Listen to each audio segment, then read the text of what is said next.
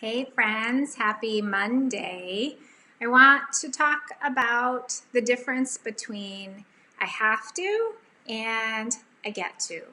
One of the really cool things, and there are many, of running my own business, and those of you in this space who are entrepreneurs and who are starting your own businesses or have, is that you know that if you run your business and you're conscious and awake, it is a massively accelerated path to your own personal growth, just like marriage. Both of them are. And I've been pondering over the last couple of weeks, because I'm changing some things about how I run my business, because I have some things in my business that I do that I really don't like. I love working with the women who I work with and the service that I do and, the programs that I run. I love, love, love those, right? Like so many of us, when we come to a service or to a marriage, right, where there are parts of it that you really love, and then there are parts of it that, like, no, like I really don't love. And I started to see over the weekend, especially, but definitely in the last couple of weeks, that how my business, I know this, and those of you who are business owners get this too. My business reflects what's going on with me. It's an ashram, just like my marriage, right? Same things. And so really pausing and looking at the things that I do in my business that has felt like an I have to. Like I have to do this thing because somebody said that I need to, because a coach who I hired and a business that I did, whatever, because it's how we do it, right? And I felt the same way as a therapist, because you're trained as a therapist and you do it in a particular way, and you do a 45-minute hour. And I was like, why is it a 45-minute hour? That's not an hour. That's 45 minutes. But everybody said it's either 45 minutes or 55 minutes or 50 minutes. And I did an hour, because an hour is an hour. Like, that's such a small thing. But when I was a clinician, it was like, I don't understand why the structure is the way that the structure is. And so I was constantly bumping up against it. And it was wonderful and great in so many ways and grew me as a human being and as a way shower. But at some point, I realized that container wasn't a good fit for what I want to do, right? And so it's not that I left that container, I just grew out of it into something else that requires something really different and big and bold and courageous of me to do. And so the things that I didn't like as a clinician, I have had the wonderful opportunity of shifting so that I can live professionally so much more aligned with who it is that I want to be and how it is that I want to show up and how it is that I work. And so, like in marriage, right, as I'm doing that more and more and sort of coming into more alignment, what happens, and this happens for you as you grow in your relationship, as you expand more and become more aligned, you see where there are places that aren't aligned. And I've seen that in my business. And so you're going to see me showing up in here really differently, because I'm shedding things that I don't want to do anymore. Like, I don't want to do them. I don't like them. I don't want to do them. So I'm not going to do them anymore. And that's risky. And that means I will see how it unfolds, right? And it's so relevant to how we do marriage as well, because in marriage or a long-term committed relationship, we get in because there are certain things that we really like and it feels super aligned. And then we grow and change, because that's normal. That's what happens. And you grow and change. But in marriage, often what happens is the growth and the change starts feeling like this bitter I have to. Right? Same as it happens with work. I have to.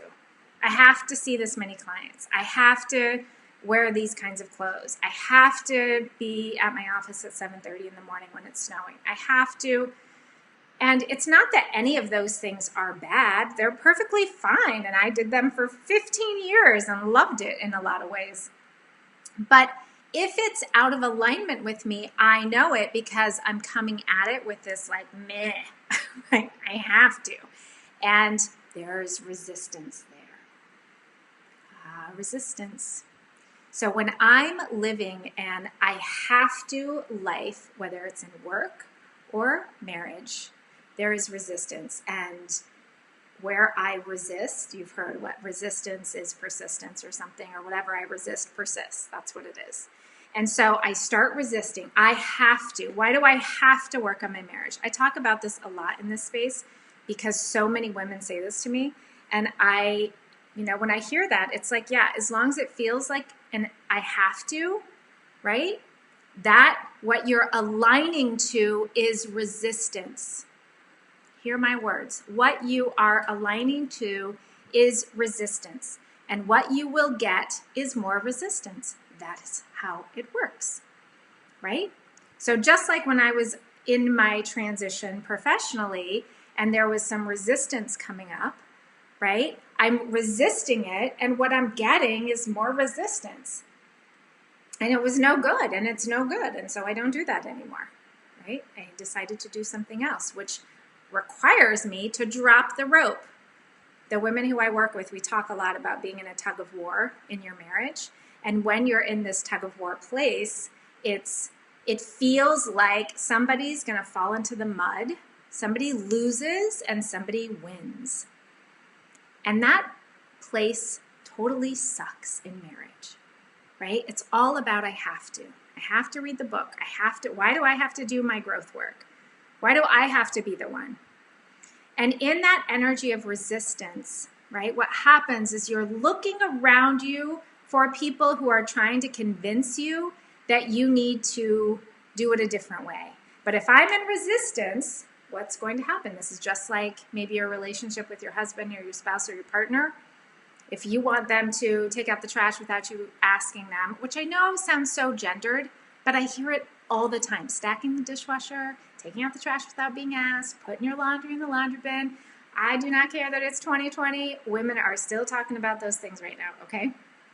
And so, just like if you go to your partner and say, why can't you just take out the trash when you see it and not have to have me ask? There's resistance there, right? And the resistance persists because you're coming at it with resistance and they're picking up the rope and the two of you are in a tug of war. It's true in work, it's true in health, it's true in parenting your kids, in all places. And in that place, your life will feel like an I have to. I have to do this. Why do I have to do it?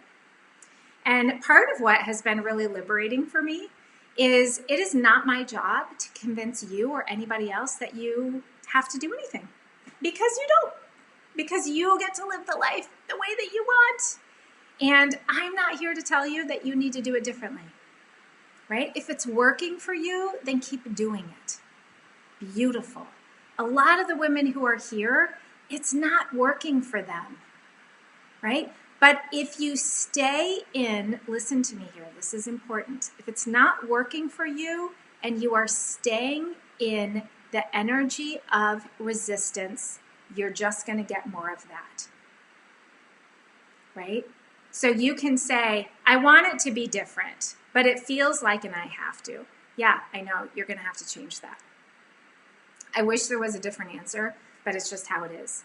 The women who I work with, by some grace of something bigger than all of us, right, have shifted into a little, tiny little morsel, and it might be so little, but I'm really good at watering it.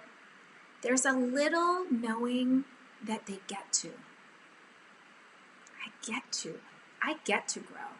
I get to learn. I get to become a higher version of myself. I get to liberate myself from my own suffering. I get to have the life that I dreamed of and not the life that I'm willing to tolerate. I get to. And just because I'm an I get to kind of a gal doesn't mean that it's easy or it's fun or I like it all the time, because I don't. It sucks sometimes, just like it can suck for you. But at the end of the day, I know that I get to. I get to actually live the relationship that I want. I get to do that. I get to contribute to that every single day with how I show up every single day. And when I do that, what happens is my experience is very different. My husband's experience is very different. My son's experience is very different. That's an I get to life. Doesn't mean I'm not sad. that I'm not angry sometimes, I'm not frustrated and annoyed, and that sometimes I'm not a jerk, because I am, right? That's part of being human. And I take 100% accountability for when I'm a jerk and when I'm angry and when I'm sad or flinging my hurt at somebody else. Because I get to be a master, gain mastery, which isn't perfection. It's just getting better at it. Like, why not? Why do you think you go to yoga all the time for like decades? To get better at it. You're never done, right? You just get better at it. You get stronger and you can take the shapes, and as you take that downward dog in a different shape, something else opens up in you. How beautiful is that? That's amazing, right? I have to go to yoga. No, I get to. And I learn, and some days it hurts, or I don't want to do it, or I don't like the dumb poses, or I don't want to be in downward dog for that long. And I get to have all my feelings about it, right? And I get to grow. And so really pay attention that if you're stuck in an I have to in your marriage, so many women who I work with, they're all about I get to. I have hair in my face. They're all about I get to with their health or their yoga or their personal growth or their spiritual practice or their business or side hustle or whatever they're doing or their kids. They're all about I get to. And then it comes to their marriage and it's I have to. I have to. That energy is toxic. It will take you down. It took me down for 10 years. Probably more. Right? And it sucks. It's a sucky place to live. And it's a sucky place to amplify. Because we amplify that I have to energy. And then we wonder why our partner and our kids are in the same energy. Because we're powerful in our family. We hold a lot of the emotional, energetic space. We just do. And that's not like some woo-woo thing. It's just how it is, right? If you're in a garbage mood and you're amplifying and projecting it, everybody feels it, right? And so if you're an I get to kind of a gal, love it. And really look at what do you get to do? Where are you stuck in your relationship? Where are you tolerating things and want to live? I don't even want to say your best self because I don't even know. I mean, we don't talk about like your best yoga pose or your best time, I guess, for your running, but it's like really gaining more strength around the places where you're weak because that's what we're here to do. That's what we get to do while we still have breath in these bodies. What a cool thing.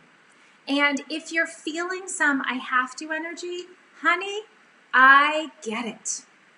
I 1000% get it. And I used to be the person who would sit down with you and convince you why it is you get to be an I get to person. And I don't do that anymore. But I will stand next to you in your I have to. And I will empathize with that because I know how much it sucks. And I will hold out the little glimmer of knowing. It's not hope. It is not hope. Hope doesn't have a plan. Hope doesn't take action. Hope doesn't get guidance. Hope doesn't have accountability or build a community around it, right? Hope is like, well, I hope it'll change, and then I just park it, right? So I don't have hope. I don't hold out hope. I hold out knowing. I 100% know that when you get sick and tired enough of standing in the place of feeling stuck and feeling like I have to, and for good or for bad, we have to be so done with it. We have to be like, it has to feel disgusting to feel the like, I have to do this. We have to, and I remember hearing myself talking to my best friend years and years ago, and like hearing myself talk to her about how unhappy I was in my relationship and being like, I can't even stand listening to myself anymore. I'm so sick of hearing this exact same freaking story over and over again. And then I have to be the one, like, right? Like, I'm so done. So done. And that's the moment. That's the moment for those of you who are listening to this. In that moment, if you want a bridge to living the I get to life and living, I don't even talk about it like your dream life or something, because that makes you think that like somehow on the other side everything's better. It is better because we no longer have to stay addicted to our suffering. But it's not like you don't have problems and your kids don't act out and you don't have like a flood in your basement and all of that, and have feelings. You still do, but it feels really different. And man, can we pivot out of those nasty emotions really quickly.